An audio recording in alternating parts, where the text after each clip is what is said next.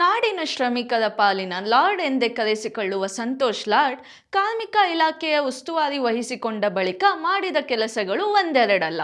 ಸಾಮಾನ್ಯರಲ್ಲಿ ಸಾಮಾನ್ಯನಂತೆ ಜನರೆಡೆಗೆ ತೆರಳಿ ಸಮಸ್ಯೆಗಳನ್ನು ಆಲಿಸಿದವರು. ಕಷ್ಟ ಎಂದು ಬಂದವರ ಕೈ ಹಿಡಿದವರು ಇದೇ ಸಂತೋಷ್ ಲಾಡ್.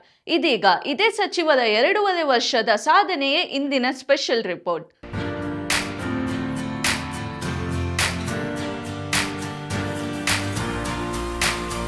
ಸಂತೋಷ್ ಲಾಡ್ ಸಿದ್ದರಾಮಯ್ಯ ಅವರ ಸಚಿವ ಸಂಪುಟದಲ್ಲಿ ಯಂಗ್ ಅಂಡ್ ಎನರ್ಜೆಟಿಕ್ ಸಚಿವರಲ್ಲಿ ಮುಂಚೂಣಿಯಲ್ಲಿರುವ ನಾಯಕ.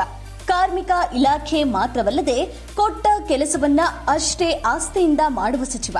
ಜನ ಇವರನ್ನ ಪ್ರೀತಿಯಿಂದ ಅಣ್ಣ, ದಾದ ಅಂತೆಲ್ಲ ಕರೀತಾರೆ. ಕಷ್ಟ ಅಂತ ಹೇಳಿಕೊಂಡು ಬಂದವರಿಗೆ ನೆರಳಾಗಿ ನಿಂತಿದ್ದಾರೆ.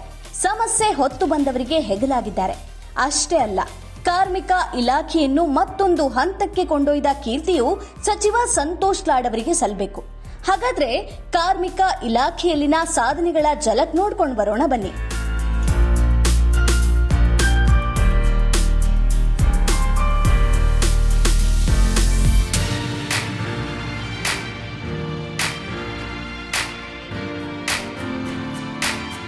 ಕರ್ನಾಟಕ ಮೋಟಾರು ಸಾರಿಗೆ ಮತ್ತು ಸಂಬಂಧಿತ ಕಾರ್ಮಿಕರ ಸಾಮಾಜಿಕ ಭದ್ರತೆ ಹಾಗೂ ಕ್ಷೇಮಾಭಿವೃದ್ಧಿ ಕಾಯ್ದೆ 2024. ಈ ಕಾಯ್ದೆಯನ್ವಯ ರಾಜ್ಯದ ನೋಂದಾಯಿತ ಖಾಸಗಿ ವಾಣಿಜ್ಯ ಸಾರಿಗೆ ಕಾರ್ಮಿಕರಿಗೆ ಅಪಘಾತ ಪರಿಹಾರ ಯೋಜನೆಯನ್ನ ಒದಗಿಸಲಾಗ್ತಾ ಇದೆ. ಇದರಿಂದ ರಾಜ್ಯದ ಖಾಸಗಿ ವಾಣಿಜ್ಯ ಸಾರಿಗೆ ವಲಯದ 35 ಲಕ್ಷಕ್ಕೂ ಅಧಿಕ ಕಾರ್ಮಿಕರಿಗೆ ಜೀವನ ಭದ್ರತೆ ಸಿಕ್ಕಂತಾಗಿದೆ.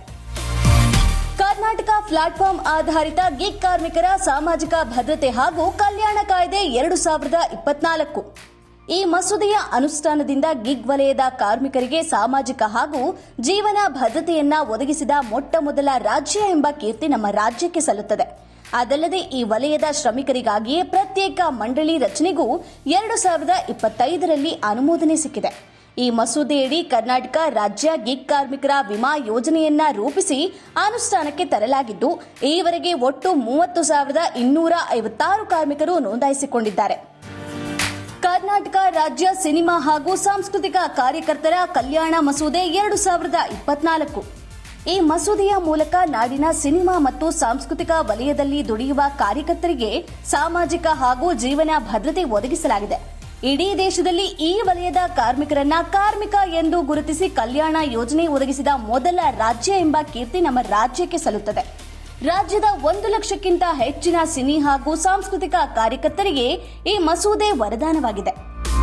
ಕರ್ನಾಟಕ ರಾಜ್ಯ ದಿನಪತ್ರಿಕೆ ವಿತರಣಾ ಕಾರ್ಮಿಕರ ಅಪಘಾತ ಪರಿಹಾರ ಮತ್ತು ವೈದ್ಯಕೀಯ ಸೌಲಭ್ಯ ಯೋಜನೆ 2023.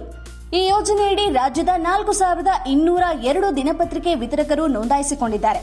ಫಲಾನುಭವಿಗಳಿಗೆ 2 ಲಕ್ಷ ಅಪಘಾತ ವಿಮೆ ಹಾಗೂ 1 ಲಕ್ಷದವರೆಗೆ ಅನಾರೋಗ್ಯ ಸಂದರ್ಭಗಳಲ್ಲಿ ಆಸ್ಪತ್ರೆ ವೆಚ್ಚಗಳ ಮರುಪಾವತಿ ನೀಡಲಾಗುತ್ತದೆ. ಕರ್ನಾಟಕ ಕಡ್ಡಾಯ ಉಪಧನ ಕಾಯ್ದೆ. ದೇಶದಲ್ಲಿ ಗ್ರಾಚ್ಯುಟಿ ನಿಯಮಗಳು ಜಾರಿಯಲ್ಲಿದ್ರೂ ಯಾವ ರಾಜ್ಯದಲ್ಲೂ ಕಡ್ಡಾಯವಾಗಿ ಪಾಲನೆಯಾಗ್ತಾ ಇರಲಿಲ್ಲ.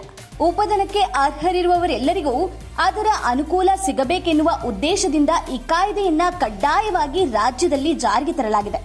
ಇದರಿಂದ ರಾಜ್ಯದ 65 ಲಕ್ಷಕ್ಕೂ ಅಧಿಕ ಕಾರ್ಮಿಕರು ಹಾಗೂ ಉದ್ಯೋಗಿಗಳಿಗೆ ಪ್ರಯೋಜನ ಸಿಗ್ತಾ ಇದೆ. ಆಶಾದೀಪ ಯೋಜನೆ. ರಾಜ್ಯದ ಖಾಸಗಿ ವಲಯದ ಉದ್ದಿಮೆಗಳಲ್ಲಿ ಪರಿಶಿಷ್ಟ ಜಾತಿ ಮತ್ತು ಪರಿಶಿಷ್ಟ ಪಂಗಡಗಳ ಅಭ್ಯರ್ಥಿಗಳಿಗೆ ಉದ್ಯೋಗಾವಕಾಶವನ್ನು ಕಲ್ಪಿಸುವುದೇ ಇದರ ಮುಖ್ಯ ಉದ್ದೇಶ. ಈವರೆಗೆ ಒಟ್ಟು 5,733 ಫಲಾನುಭವಿಗಳು ಈ ಸೌಲಭ್ಯವನ್ನ ಪಡೆದುಕೊಂಡಿದ್ದಾರೆ. ಇದಷ್ಟೇ ಅಲ್ಲದೆ ಸಚಿವ ಸಂತೋಷ್ ಲಾಡ್ ಅವರು ನಾಡಿನ ಶ್ರಮಿಕರ ಕಲ್ಯಾಣಕ್ಕಾಗಿ ಕೂಡ ಕೆಲವು ಮಸೂದೆಗಳನ್ನು ಜಾರಿಗೆ ತರಲು ಮುಂದಾಗಿದ್ದಾರೆ. ಈ ಉದ್ದೇಶಿತ ಮಸೂದೆಗಳು ಹೀಗಿವೆ.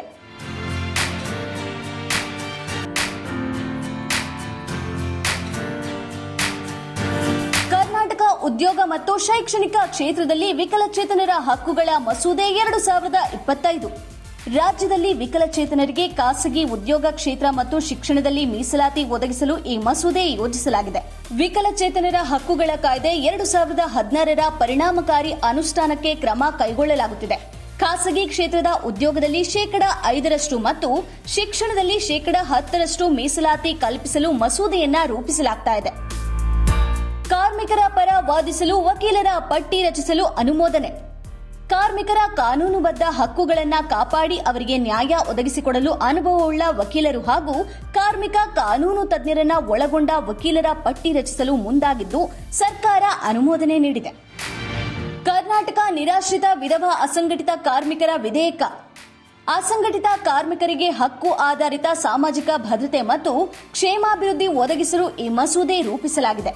ಇದರಡಿ ಕರ್ನಾಟಕ ನಿರಾಶ್ರಿತ ವಿಧವಾ ಅಸಂಘಟಿತ ಕಾರ್ಮಿಕರ ಸಾಮಾಜಿಕ ಭದ್ರತೆ ಮತ್ತು ಕಲ್ಯಾಣ ಮಂಡಳಿ ಸ್ಥಾಪಿಸಲಾಗುವುದು.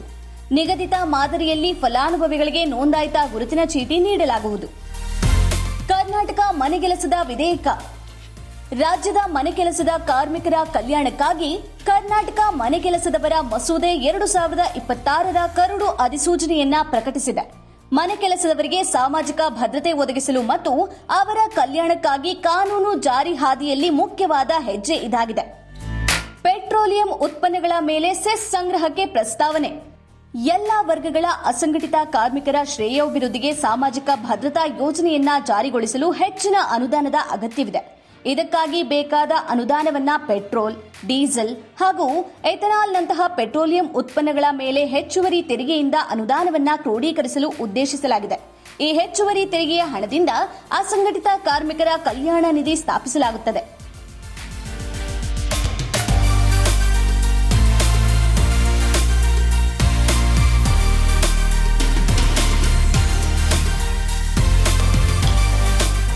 ನೋಡಿದ್ರಲ್ಲ, ಕಾರ್ಮಿಕ ಸಚಿವ ಸಂತೋಷ್ ಲಾಡ್ ಅವರ ಸಾಧನೆಗಳು ಒಂದೆರಡಲ್ಲ. ನಾಡಿನ ಶ್ರಮಯೋಗಿಗಳಿಗೆ ಹತ್ತಾರು ಯೋಜನೆಗಳನ್ನು ಜಾರಿಗೆ ತಂದಿದ್ದಾರೆ. ಕಾರ್ಮಿಕರ ಅಭಿವೃದ್ಧಿಗೂ ಶ್ರಮಿಸುತ್ತಿರುವ ಸಂತೋಷ್ ಲಾಡ್ ಅವರಿಗೆ ನಮ್ಮ ಕಡೆಯಿಂದ 51ನೇ ವರ್ಷದ ಹುಟ್ಟುಹಬ್ಬದ ಹಾರ್ದಿಕ ಶುಭಾಶಯಗಳು.